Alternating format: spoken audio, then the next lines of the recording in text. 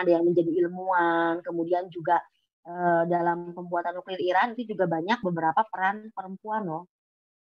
Mereka tidak hanya menjadi guru saja atau guru TK atau hal seperti itu, tidak hanya menjadi ibu rumah tangga saja gitu.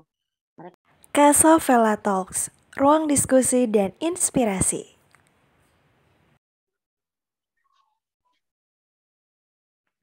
Halo teman-teman, apa kabar? Masih di Casavella Talks ya, bareng aku, Tiwi Casavella, dan kita bakal ngobrol lagi sama teteh yang keren luar biasa, yang sebelumnya kita udah kepo-kepoin nih seputar kehidupannya di Iran. Nah, sekarang aku pengen bahas lebih lanjut nih teman-teman, tentang kesetaraan gender di sana dan hal-hal menarik lainnya.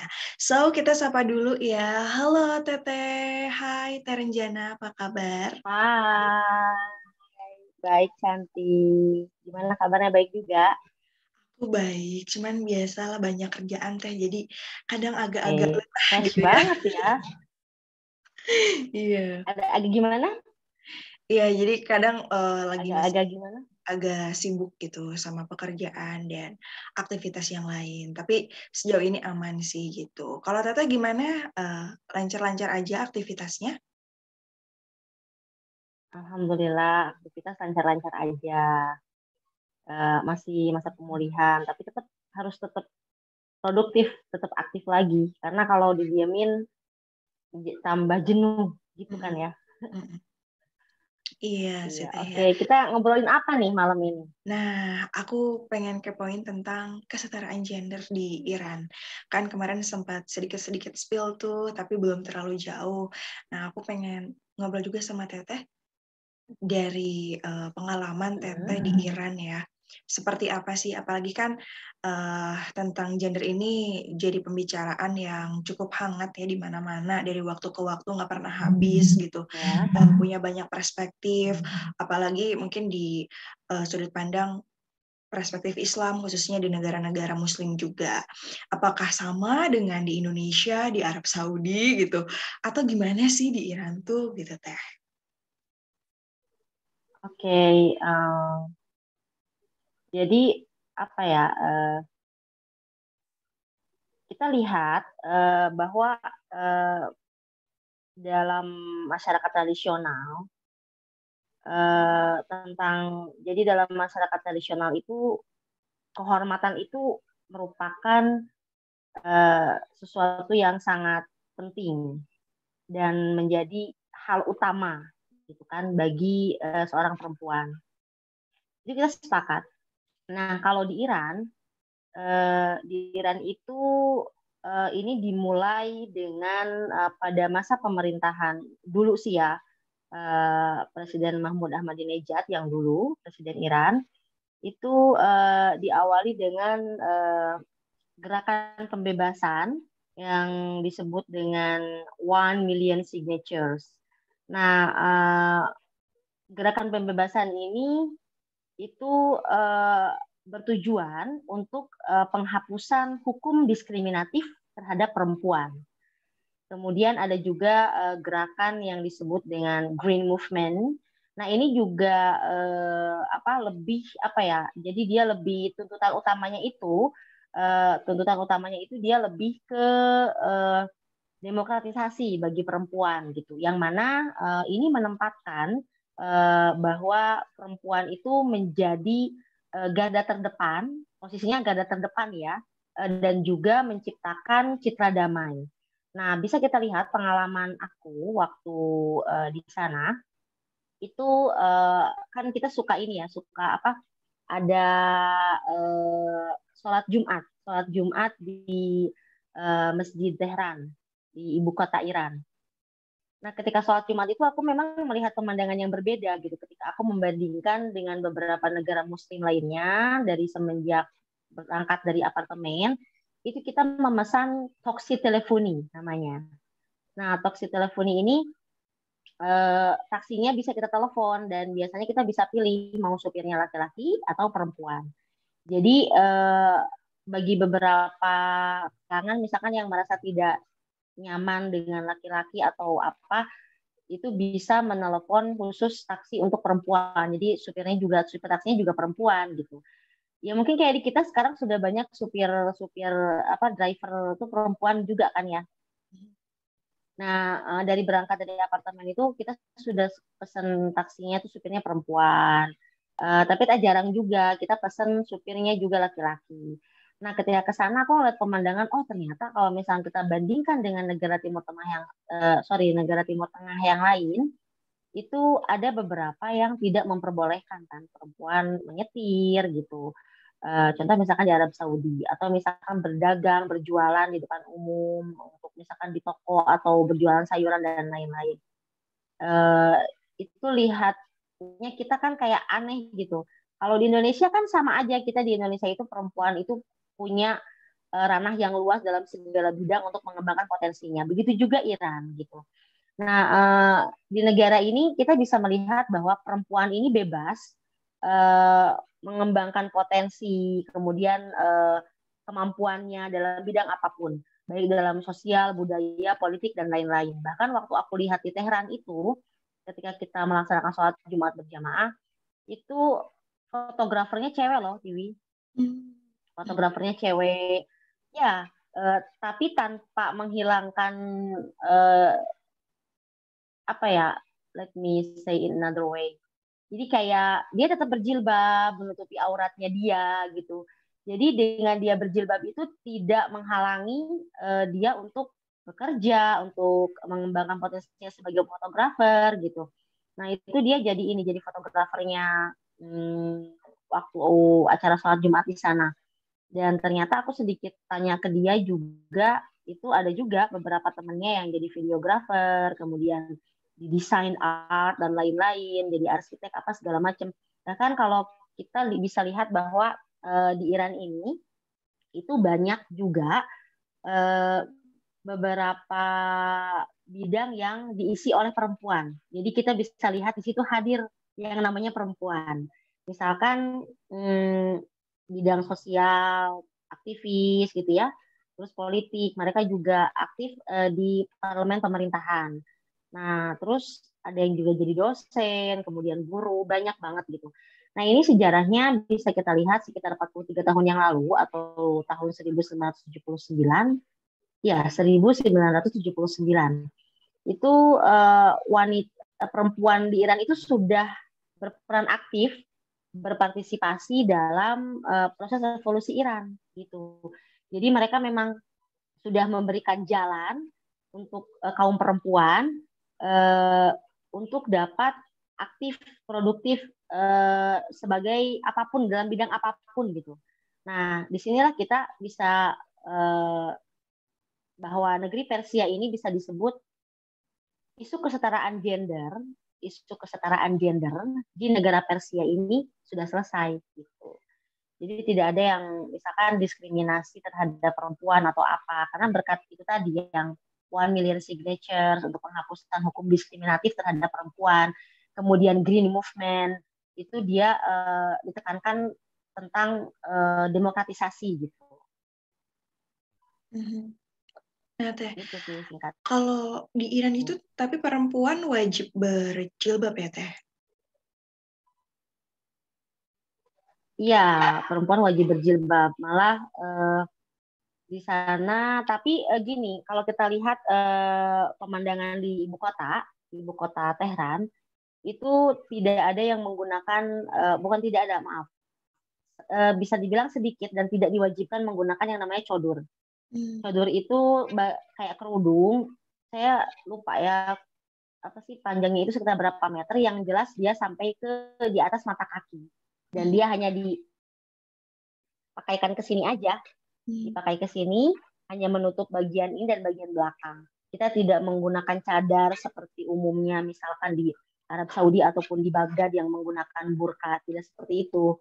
Jadi hanya menutupi bagian yang apa yang tidak seharusnya terlihat ketika kita berjilbab seperti itu.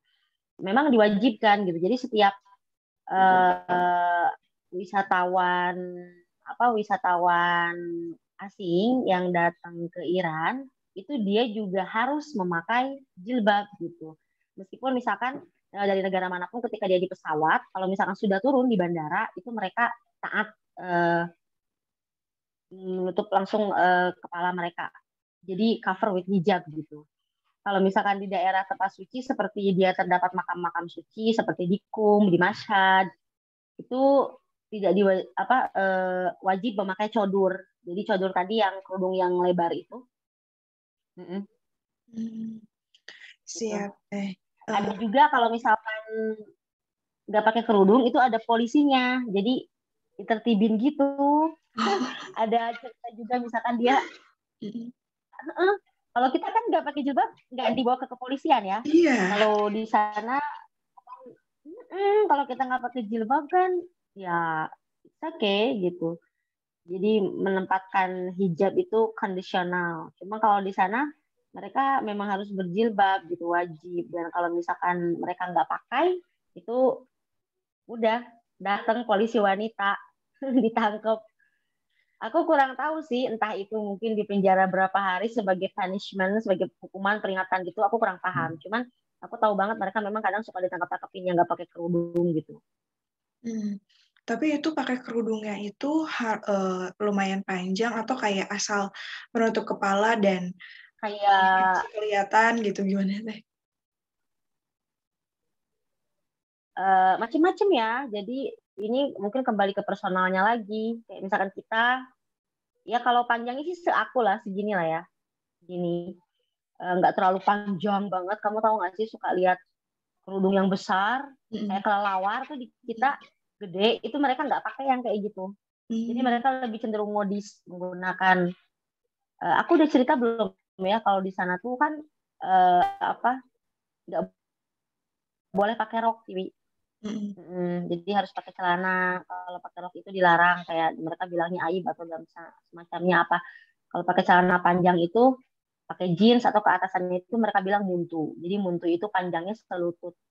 Jadi memang kerudungnya itu nggak ada yang besar-besar gitu. Kebanyakan simple lah seperti ini gitu. Kalau misalnya kita melihat pemandangan di Google ketika kita ketik Iranian woman gitu kan, perempuan Iran atau apa, itu memang ada sebagian yang misalkan masih kelihatan rambutnya gitu. Ya, it depends. Tergantung kembali lagi ke personalnya gitu. Hmm. Tapi memang ini ya cukup ketat berarti ya bisa sampai masuk ke jalur hukum juga gitu kalau misalnya tidak menggunakan jilbab gitu. Dan ini memang berlaku untuk semua kepercayaan juga ya Teh ya. Jadi apapun kepercayaannya. Iya, betul. Aku pernah lihat waktu itu di TV Irannya langsung, meskipun dia beragama Zoroaster, itu dia jadi kepala rumah sakit, tapi dia berjilbab dan dia accepted gitu, menerima itu. Dia nggak merasa keberatan, merasa patuh gitu. Hmm.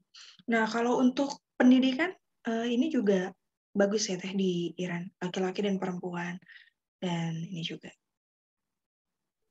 Tergantung sekolahnya. Ada yang memang kampusnya khusus perempuan semua dan itu biasanya mereka lebih fokus di jurusan keagamaan gitu.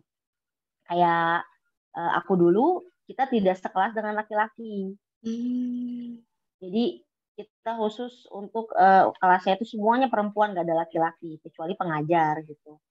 Kalau di kampus lain, misalkan di universitas lain itu ada juga yang tergantung kampusnya, ada yang dicampur, ada yang tidak gitu. Oh, Tapi di kampus ini pun semua ras, etnis, suku, agama itu bisa masuk jurusan apapun gitu. hmm. Berarti memang Mm-mm. kan biasanya kalau di Indonesia kan kalau perempuan-perempuan laki-laki itu di pesantren aja ya Teh ya. Dan kalaupun udah masuk perguruan tinggi kayaknya udah ya udah campur aja. Kalau di Iran berarti sampai Ya, perguruan campur tinggi pun aja. masih gitu ya. Masih cukup Ada banyak. di Iran beberapa kampus, betul. Di Iran beberapa kampus masih menerapkan aturan tersebut, yang mana eh, dalam satu kelas itu hanya perempuan aja, nggak ada laki-lakinya. Gitu. Ada Wah. juga beberapa. Tapi di sana itu yang aku rasain berat nih ya. Yang beratnya itu ketika kita masih belajar bahasanya, bahasa mereka, itu aku harus melalui 6 level kan. Hmm. Nah, 6 level ini kalau misalkan standar nilai kita itu 100 atau berapa lah, atau 10. Di sana mereka 20. Jadi kalau misalkan ketika aku sudah sampai di level 3 dalam bahasa ini, lagi proses belajar bahasa, itu misal nilai ujian aku tuh anjlok. Anjloknya itu di bawah 15 lah gitu ya, jelek banget gitu nilainya. Nah, itu biasanya konsekuensinya kita harus balik lagi ke level 1 atau ke level 2. Dan itu malah bikin lama, sedangkan batas kita cuma 1 tahun. Nah, terus kalau misalkan udah naik ke level 4, 5, kita dapat lagi ujiannya jelek gitu. Kita balik lagi ke level bawah, kita ngulang lagi level, kayak gitu. Kebayang nggak sih? Orang main game aja kan, orang kalau sudah naik level, enak, terus tiba-tiba turun level. Wow, udah kerasanya kayak gimana. Makanya kita benar-benar uh, fighting belajar bahasanya gitu. Hmm. Wah, lumayan juga ya. Jadi ini aku juga baru tahu teh tentang fakta ini ya. Dan memang teh kalau untuk sebelum kesetaraan gender dulu dan sekarang, ini perbedaannya cukup signifikan gitu teh. Tidak terlalu sih, terutama kan setelah pemimpin spiritual Iran itu sangat menekankan bahwa eh, perempuan ini baik dalam Islam ataupun dalam segi universal itu memang mempunyai kedudukan tinggi, bahwa mereka harus dihargai. Perempuan itu precious thing gitu, dan dia lebih mengarah kepada woman empowerment, di mana women ini harus perempuan ini memang harus mengembangkan potensinya gitu. Dan semenjak revolusi Iran itu makin gencar. Makanya di Iran itu banyak juga beberapa perempuan yang menduduki jabatan mungkin seperti dewan atau apa seperti kita ya dalam hal ini di parlemen pemerintahan gitu. Bahkan ada yang menjadi ilmuwan. Kemudian juga dalam pembuatan nuklir Iran itu juga banyak beberapa peran perempuan loh. Mereka tidak hanya menjadi guru saja atau guru TK atau hal seperti itu, tidak hanya menjadi ibu rumah tangga saja gitu. Mereka juga ada yang jadi ilmuwan dan lain-lain gitu. Justru semakin ke sini eh, tentang isu kesetaraan gender Iran Iran ini apa sangat disorot juga gitu, karena banyak peran-peran perempuan Iran yang memang bisa menjadi contoh gitu. Contoh misalkan atlet gitu kan. Jadi meskipun Iran itu negara Islam, tapi dia tidak melarang generasi muda ini menjadi atlet basket, ya kan?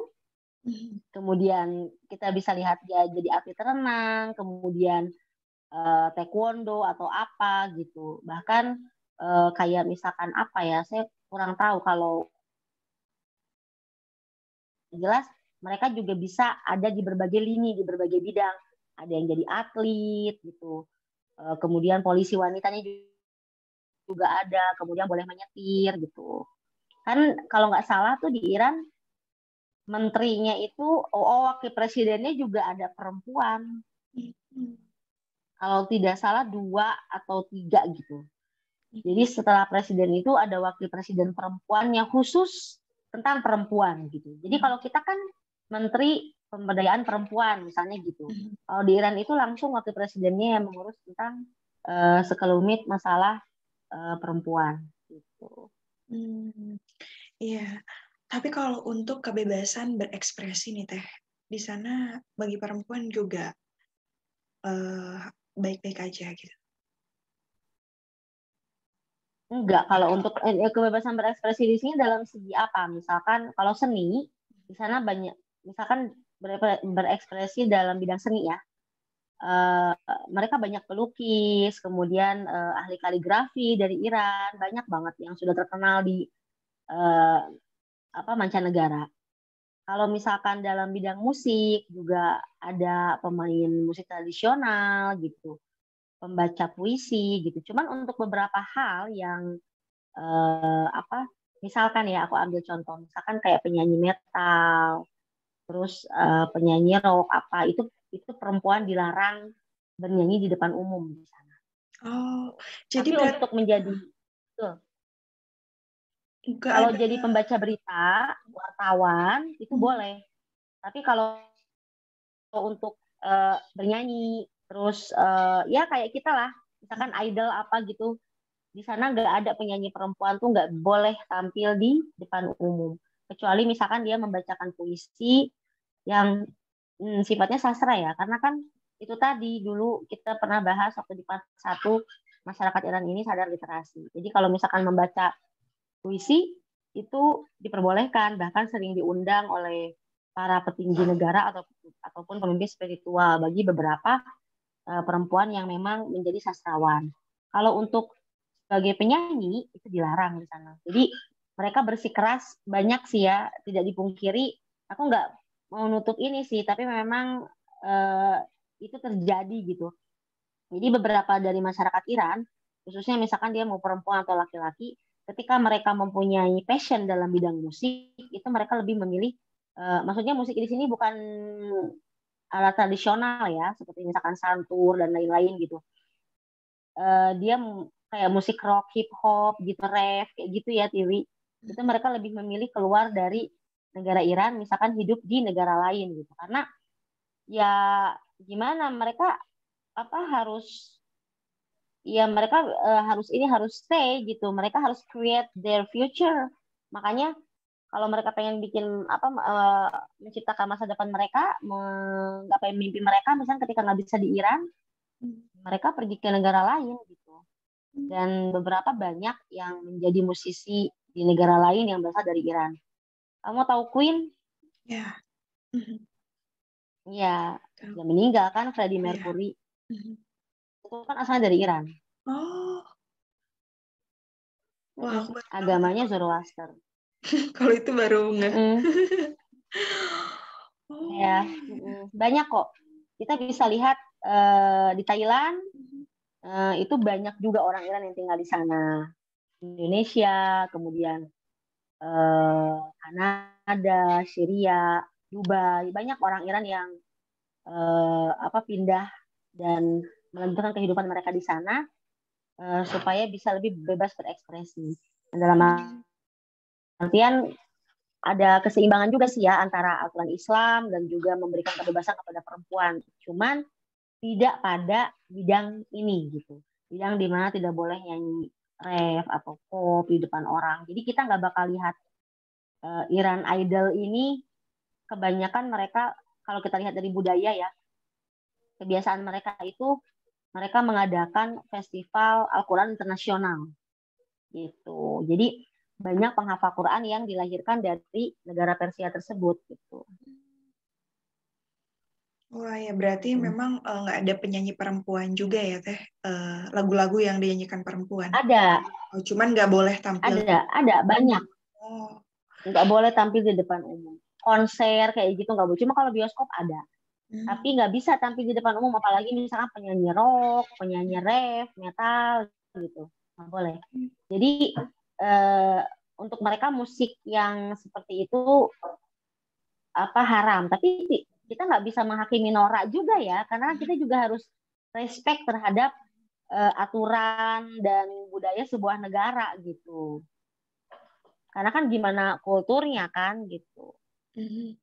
Wah, berarti kalau di Indonesia lebih bebas ya Teh ya untuk mengekspresikan diri, Oh untuk tentu lebih perempuan bebas juga kalau lebih Indonesia. luas gitu. Tapi ini Teteh lebih betah di mana? Di Ya, Iran, di Indonesia?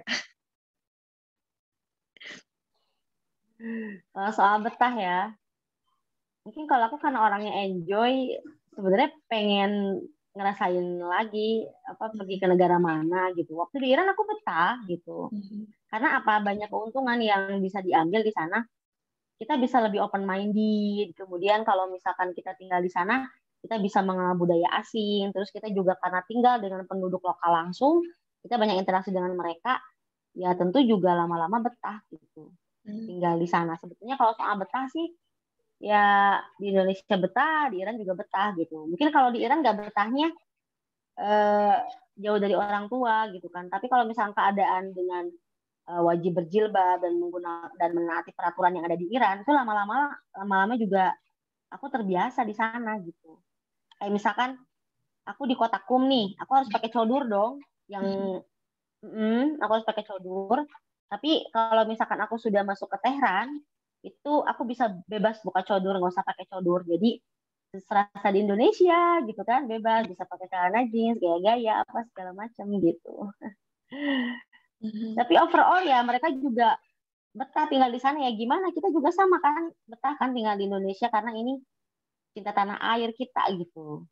Mereka juga sama seperti itu ya pilihan lah. Wah, siapa yang menarik banget ya ceritanya ya. Jadi ya membuka Hmm. cakrawala, berpikir juga karena kita nggak mungkin banyak dari Betul. teman-teman juga yang nggak mengeksplor sampai sejauh itu ya Teh ya tentang kehidupan di Hmm. sebuah negara gitu. Nah Teteh ada lagi nggak yang mau disampaikan buat teman-teman? Aku paling singkatnya mungkin apa di sana tuh mungkin buat teman-teman yang suka dengan hal-hal yang antik, yang kuno di sana banyak banget karena peradabannya juga kuno kan. Di sana banyak museum, banyak perpustakaan, kemudian juga apa tempat-tempat bersejarah gitu. Dan intinya kalau misalkan teman-teman teman-teman Kasapela Talks kalau misalkan mau pergi ke Iran atau tidak perlu Iran, misalkan pengen kuliah ke luar negeri, pesan aku sih ini aku pengen ngutip kata-kata Bung Karno, Mhm. apa gantungkanlah cita-citamu setinggi langit, mimpilah setinggi langit. Jadi jika kau terjatuh, kamu akan apa? Akan jatuh Terjatuh di di antara antara bintang-bintang. iya di antara bintang-bintang. Terus yang kedua itu mental, terus fokus itu paling utama mental dan keinginan yang kuat gitu. Dan apa kita juga bisa lebih mengenal budaya asing ataupun budaya lokal karena kita tinggal bersama mereka langsung. Terus tinggal di luar negeri itu adalah pengalaman hidup yang paling berharga yang nggak gampang untuk dilupain itu. Apalagi ada cerita lucunya, ada cerita sedihnya gitu. Terus juga selanjutnya itu bikin kita lebih open minded ya. Jadi kita tidak menganggap sesuatu itu menjadi fanatik gitu loh, Vivi. Kita Mhm. nggak apa menyikapi sesuatu itu dengan ini kok gitu ya gitu. Padahal kan gini. Nah, tapi ketika kita tinggal di luar negeri, kita akan melihat keberagaman orang, karakter, kemudian budaya, cara hidup mereka bagaimana, cara berpikir mereka bagaimana gitu. Jadi kalau kita pernah ngerasain tinggal di luar negeri, ketika kita pulang ke Indonesia, sepertinya kita sudah siap dengan segala isu yang ada ataupun misalkan kita lebih kuat mental itu aku merasakan sendiri loh ngerasain sendiri kalau dulu sebelum aku ke sana waktunya berapa menit lagi ya.